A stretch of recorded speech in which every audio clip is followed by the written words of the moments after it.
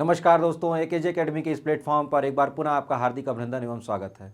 राजस्थान सरकार इस बार लगातार ताबड़तोड़ आप लोगों के लिए वैकेंसीज की बौछार लेकर के आई हुई है और इसी बीच एक बहुत बड़ी अपडेट फिर से राजस्थान सरकार की तरफ से आ रही है कि राजस्थान सरकार ने असिस्टेंट प्रोफेसर के लिए फिर से विज्ञप्ति जारी कर दी है। अभी पुरानी विज्ञप्ति पूरी हुई ही नहीं थी, उसमें भर्ती प्रक्रिया पूरी हुई ही नहीं थी, कभी आपको फिर से एक नई भर्ती देखने को मिल रही है। तो देर न करते हुए हम लोग जाएंगे वेबसाइट पे, देखेंगे क्या कुछ बातें हैं, कब तक आवेदन होने हैं, आयु सीमा क्या है और परीक्षा का सिलेबस क्या होगा और किस तरीके से आप लोगों को तैयारी करनी है। एग्ज़ाम पैटर्न पे भी बात होगी, सिलेबस पे भी बात होगी और बात होगी कि कितने समय में एग्ज़ाम होगा और आप लोगों को किस तरीके से तैयारी करके अपनी सीट को सुनिश्चित कराना है।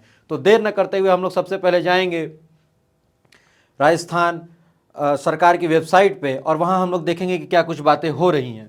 तो सबसे पहले हम लोग आ रहे हैं राजस्थान लोक सेवा आयोग की वेबसाइट पे आए और वेबसाइट पे आप देखेंगे तो हाल ही में एक नोटिफिकेशन जारी हुआ है और वह 13 तारीख का नोटिफिकेशन है। 13/12/2024 को नोटिफिकेशन जारी हुआ है। किसके लिए? असिस्टेंट प्रोफेसर के लिए। तो क्या कुछ बातें कही गई हैं, हम लोग उस पर आते हैं और देखते हैं कि यहाँ आप देखिए कि राजस्थान लोक सेवा आयोग ने अभी 13/12/2024 को एक विस्तृत विज्ञापन जारी किया है। इस विज्ञापन में कहा जा रहा है कि टोटल 575 पोस्ट पे जो है आपकी वैकेंसीज को लिया जाएगा, पूर्ण किया जाएगा और जो टोटल सब्जेक्ट होंगे वो 30 विषयों पर भर्ती होने जा रही है। कौन कौन से सब्जेक्ट हैं, ठीक है? तो अगर सब्जेक्ट वाइज अगर हम देखें तो किन किन सब्जेक्ट में कितनी कितनी सीटें हैं, अगर हम ये देखें पदों की संख्या कितनी है, तो आप देख रहे होंगे कि आपके सामने विषय का नाम लिखा हुआ है और यहाँ पे पदों की संख्या दी गई है। अगर विषय देखें तो यहाँ पे आप देखें चित्रकला के टोटल 8 पदों पर यहाँ पे भर्ती होने जा रही है। अर्थशास्त्र यानी इकोनॉमिक्स में टोटल 23 पोस्ट पे। फिर अगर आप वही बात करें इंग्लिश की तो इंग्लिश में आप देखेंगे तो 21 पोस्ट पे। जेपीईएम में 1 पोस्ट पे। भूगोल यानी ज्योग्राफी पे सबसे ज़्यादा पोस्ट जो आए हुए हैं आपके, आप देख रहे होंगे ज्योग्राफी में। तो ज्योग्राफी के छात्रों के लिए एक बहुत ज़्यादा सीटें यहाँ पे दी गई हैं। तो आप लोगों के लिए अच्छी बात है कि आप लोगों के लिए सर्वाधिक 60 सीटों पर यहाँ पे भर्ती होने जा रही है। हिंदी में अगर आप देखें तो हिंदी में 58 पदों पर। इतिहास में अगर आप देखें हिस्ट्री में तो 31 पोस्ट पर। गृह विज्ञान होम साइंस में 12 पोस्ट पर। संगीत वाद्य और संगीत कंठ में अलग अलग। वाद्य में अगर आप देखेंगे तो 4 और कंठ में देखेंगे तो 7 पोस्ट पे। फारसी में 1। दर्शन शास्त्र फिलॉसफी में आप देखेंगे 7। राजनीति विज्ञान पॉलिटिकल साइंस में 52 पोस्ट पे, काफ़ी बड़ी पोस्ट है। मनोविज्ञान साइकोलॉजी में 7। लोक प्रशासन पब्लिक एडमिनिस्ट्रेशन में 6। संस्कृत में 26। सोशोलॉजी में 24। समाजशास्त्र सांख्यिकी स्टैटिक्स में 1। TD&P में 2। उर्दू में 8। वनस्पति शास्त्र और रसायन शास्त्र में 42 एंड 55 पोस्ट। गणित में आप देखेंगे 24। भौतिक शास्त्र में 11। प्राणी शास्त्र में 38। ABST में 17। व्यावसायिक प्रशासन में 10। EFM में 8 और विधि यानी कि लॉ में 10 और नृत्य यानी डांस में 1 सीट पर। यानी टोटल अगर यहाँ देखें पदों की संख्या तो 575 पद हैं। कुल संख्याओं का योग अगर देखें तो 575 पोस्ट हैं जिस पे यह वैकेंसी पूर्ण होने जा रही है। आगे बढ़ें तो अगर आप देखेंगे तो यहाँ नोट में कुछ बातें लिखी गई हैं जो आप लोगों के लिए अति महत्वपूर्ण हैं। देखिए यहाँ क्या कहा जा रहा है कि यदि अभ्यर्थी एक से अधिक विषय हेतु आवेदन करना चाहते हैं तो उसे प्रत्येक विषय हेतु पृथक पृथक ऑनलाइन आवेदन प्रस्तुत करना होगा। अगर आप एक से अधिक सब्जेक्ट में एलिजिबल हैं, आपके पास एलिजिबिलिटी है कि आप एक से अधिक सब्जेक्ट में फॉर्म भर सकते हैं, तो आप भर पाएंगे यहाँ पे। लेकिन आपको करना क्या होगा कि आपको अलग अलग रजिस्ट्रेशन, 2 बार आपको रजिस्ट्रेशन करना होगा। एक ही रजिस्ट्रेशन में आप 2 विषयों में जो है अपने आप को फॉर्म फिल नहीं कर सकते हैं। वही बात अगर दूसरी बात पे करें तो यहाँ दिया गया उक्त पदों में संबंधित शैक्षणिक योग्यता, आयु सीमा में छूट संबंधी प्रावधान तथा पदों का वर्गवार वर्गीकरण पृथक से आयोग की वेबसाइट पर शीघ्र जारी किया जाएगा। आपकी शैक्षणिक योग्यता क्या होगी, आयु सीमा में कितनी छूट किनके लिए होगी, जो भी प्रावधान है यह आपकी वेबसाइट पर शीघ्र ही जारी किया जाएगा। अभी जो कुछ इसमें दिया गया है उसमें बात हुई है, शैक्षणिक योग्यता की बात हुई है, लेकिन विस्तृत बात नहीं हुई है। अभी फिर से एक नोटिफिकेशन आएगा, वृहद विस्तृत नोटिफिकेशन आएगा और उसमें जो कुछ भी मेजर बातें होंगी वो आपको देखने को मिलेंगी। और अगर नीचे आते हैं तो आप देखेंगे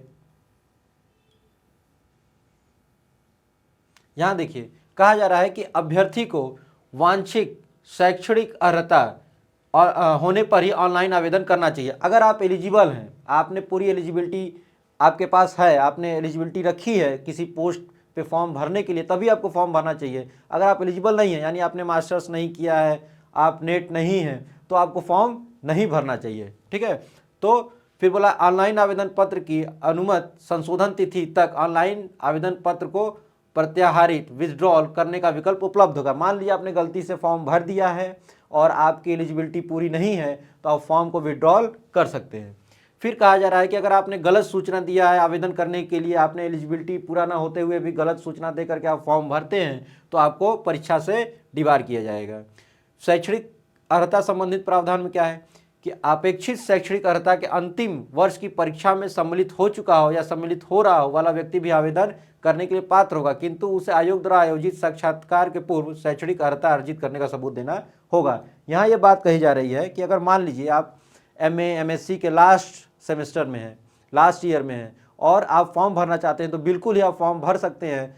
शर्त बस इतनी है कि जब इंटरव्यू होगा तो इंटरव्यू के पहले दिन तक आप लोगों की जो एग्ज़ाम है वो पास हो जाने चाहिए। यानी आप जिस भी MA हैं, MSc हैं, जिस भी स्ट्रीम में आप हैं, आपको तब तक अपने एग्ज़ाम इंटरव्यू के पहले दिन तक पास कर लेने हैं, तब आप एलिजिबल माने जाएंगे, अन्यथा आपको एलिजिबल नहीं माना जाएगा।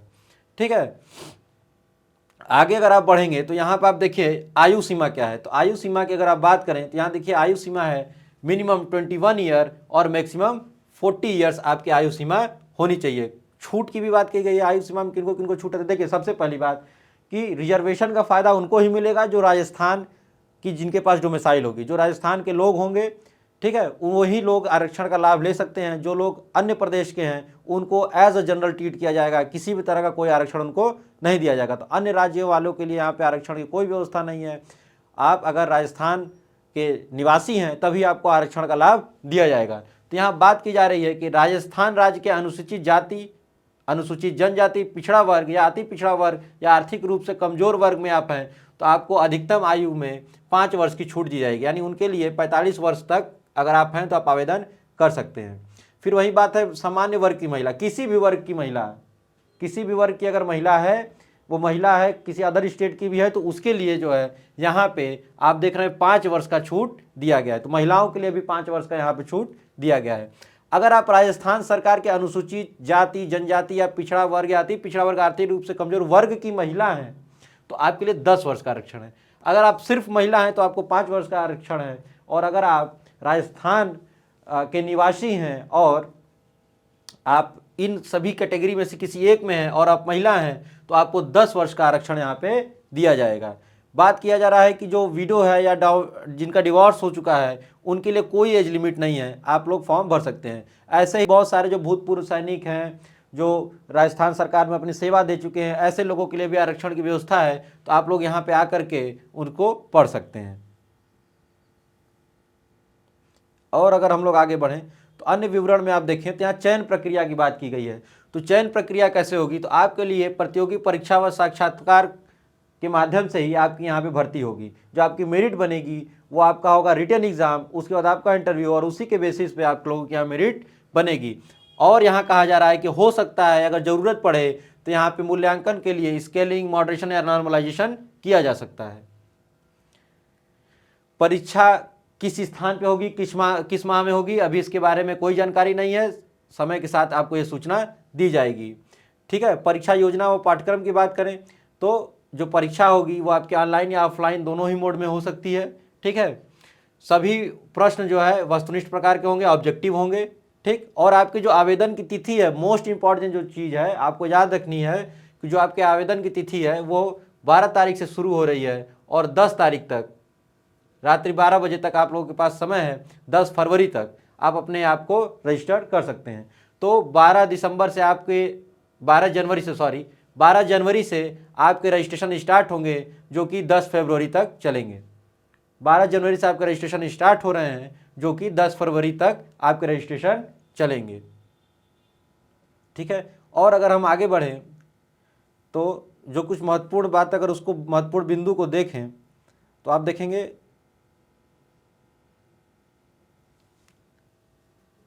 तो कमज़ोर अभ्यर्थी, यहाँ आप देखिए कि आप लोगों के लिए बताया गया है कि जो आप लोगों की फीस होगी वो कितनी होगी। तो बोला जा रहा है कि जो सामान्य अनारक्षित पिछड़ा वर्ग क्रीमी लेयर या अति पिछड़ा वर्ग की क्रीमी लेयर के जो अभ्यर्थी हैं उनके लिए जो फीस होगी वो होगी 600 रुपये। वहीं दो आरक्षित वर्ग अनुसूचित जाति से आते हैं, जनजाति से आते हैं, या पिछड़ा वर्ग के नॉन क्रीमी लेयर से आते हैं, या अति पिछड़ा वर्ग के नॉन क्रीमी लेयर से आते हैं, उनके लिए जो फीस होगी वो होगी 400 रुपये। और जो दिव्यांगजन होंगे उनके लिए भी जो फीस होगी वो होगी 400 रुपये। ठीक। और यहाँ बोला जाए कि जो भी राजस्थान सरकार से भिन्न है, अगर आप अनुसूचित जाति में आते हैं, जनजाति में आते हैं, पिछड़ा वर्ग, अति पिछड़ा वर्ग या ईडब्ल्यूएस कैटेगरी में आते हैं, तो आप सभी लोग को राजस्थान में सामान्य ही माना जाएगा। यानी राजस्थान सरकार से बाहर या राजस्थान के बाहर के किसी भी व्यक्ति को किसी भी तरह का कोई भी आरक्षण नहीं दिया जाएगा, जैसा कि हमने आपको पहले बताया है। सिर्फ उन्हीं को आरक्षण का लाभ मिलेगा जो कि राजस्थान के निवासी होंगे। यहाँ देखिए बात किया जा रहा है कि एग्जाम का आपका क्या पैटर्न होगा। तो एग्जाम दो तरीके से होगा आपका, एक रिटन एग्जाम होगा, दूसरा इंटरव्यू होगा। रिटन एग्जाम के लिए जो बात कही गई है वो ये है कि 3 पेपर होंगे। पहला जो पेपर होगा वो सब्जेक्ट कंसर्न होगा जो कि 75 मार्क्स का होगा और 3 घंटे के लिए होगा। सेकेंड पेपर जो होगा वो भी आपका सब्जेक्ट कंसर्न होगा और 75 मार्क्स का होगा और वो भी 3 घंटे का होगा। और जो थर्ड पेपर आपका होगा वो जनरल स्टडीज़ ऑफ राजस्थान पे बेस्ड होगा और वो 50 मार्क्स का होगा और वो भी जो पेपर होगा वो 2 घंटे के लिए होगा। जो टोटल मार्क्स होंगे आपके 200 नंबर के होंगे। जो रिटन एग्जाम है वो टोटल आपका 200 मार्क्स का होगा। उसके बाद जो आपके इंटरव्यू हैं वो 24 मार्क्स के होंगे और इसी के बाद आपकी मेरिट बनाई जाएगी। अच्छा, एग्ज़ाम के लिए जो सबसे महत्वपूर्ण बात है वो आपको यहाँ ध्यान देना है। यहाँ पे नकल और तमाम तरह के परीक्षा को जो लोग बाधित करते हैं किसी भी तरीके से, चाहे नकल करा करके, चाहे बाद में OMR सीट को भर करके, जो कुछ भी चीज़ें होती हैं जिस वजह से जो है पेपर लीक की समस्या हो या फिर बाद में आंसर की में फेरबदल हो, इन चीज़ों को रोकने के लिए राजस्थान सरकार ने कुछ चीज़ों पे अच्छा कदम उठाया है। हम यहाँ देख लेते हैं कि क्या कुछ ये कर रहे हैं। तो यहाँ अगर आप देखेंगे तो यहाँ पे आपको कहा जा रहा है कि आपको जितने भी प्रश्न होंगे वो पहले तो ऑब्जेक्टिव होंगे और हर प्रश्न के लिए आपके पास टोटल 5 ऑप्शन होंगे। ठीक है, 1 2 3 4 5 ऑप्शन आपको देखने को मिलेंगे। और कहा जा रहा है it is mandatory to fill 1 option for each question. आपको क्वेश्चन का आंसर आता हो नहीं आता हो, आपको सभी ऑप्शन में किसी एक ऑप्शन को चुनना ही चुनना है। क्यों चुनना है ये आपको बताते हैं। यहाँ कहा जा रहा है कि if you are not attempting a question then you have to darken the circle 5। अगर आपको प्रश्न का उत्तर नहीं पता है, आपको नहीं आ रहा है, तो आपको जो 5वां ऑप्शन होगा उसमें आपको गोला भरना होगा। ठीक है। If none of the 5 circle is darkened, 1/3 part of the marks of the question shall be deducted। और आपने अगर ऐसा नहीं किया तो 1/3 मार्क्स आपके जो है वो काट लिए जाएंगे। ऐसा क्यों किया जा रहा है इस बात को समझिए। देखिए क्या होता है, कई बार जो नकल कराने वाले गिरोह होते हैं वो ऐसा दावा करते हैं या ऐसा कहते हैं, ऐसा कई बार देखने को मिला है परीक्षाओं में कि वो छात्रों से कहते हैं कि आप जो है अपने OMR को खाली छोड़ दिएगा, बाद में हम लोग उसको भरवा देंगे और एग्ज़ाम पास करा देंगे। तमाम तरह की बातें होती हैं। तो राजस्थान सरकार ने बेहतर कदम उठाते हुए यह निर्णय लिया कि वहाँ कोई भी ऐसा व्यक्ति होगा ही नहीं जो किसी क्वेश्चन को छोड़ के आएगा। आपको क्वेश्चन को भर के ही आना है और अगर आप नहीं भरेंगे तो आपके 1/3 मार्क्स जो है काट लिए जाएंगे। तो आपको क्या करना है कि 1 2 3 4 ऑप्शन को देखना है। अगर आपको उसमें से कोई भी उत्तर नहीं पता है तो आपको 5 ऑप्शन पे गोला कर देना है और नहीं करेंगे तो आपके मार्क्स डिडक्ट होंगे। इस बात को आप याद रखिएगा। फिर आगे बढ़ें तो यहाँ कहा जा रहा है after solving question paper candidate must ascertain that he and she has darkened one of the circle for each of the questions।